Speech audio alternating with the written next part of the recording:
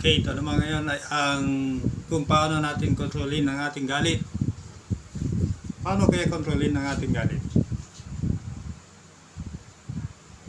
Alam nyo, ang taong hindi madaling magalit ay may malawak na pangunawa. Pero ang maikli ang pasensya, ito ay nagpapakita ng kamangmangan. Alam nyo sa ating minsan, hindi natin nakokontrol ang ating sarili. Kapag tayo nagagalit, ang gusto natin yung manakit, mabunganga, yung nagsasabi tayo ng yung masama. Kasi hindi natin nakokontrol minsan ang ating galit.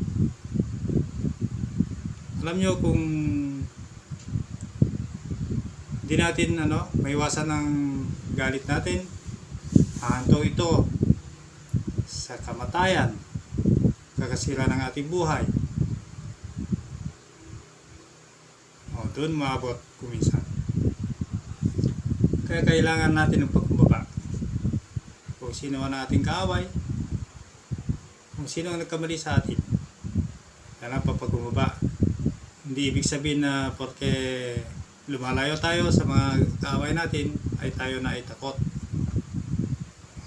Yun. Alam nyo, pag tayo lumalayo sa ating kaaway, hindi tayo takot. Tayo ay nagpapakita lamang na tayo ay may malaking pag-iisip. Diba?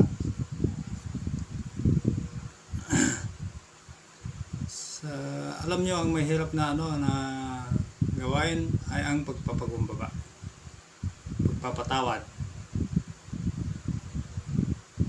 Pero hindi ito mahirap pag ginawa natin. Ang mahirap yung maraming kaaway.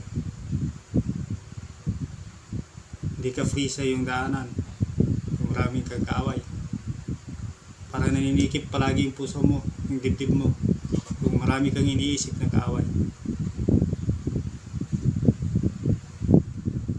Kaya mga kapatid, ito ang hiling ko sa inyo, magpakumbaba.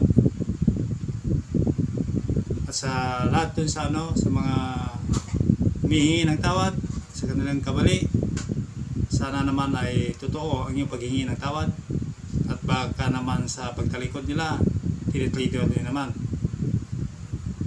ayun na hindi na tunay, kundi yun ay kaplastikan lamang. Maraming salamat mga kapatid, and God bless to all.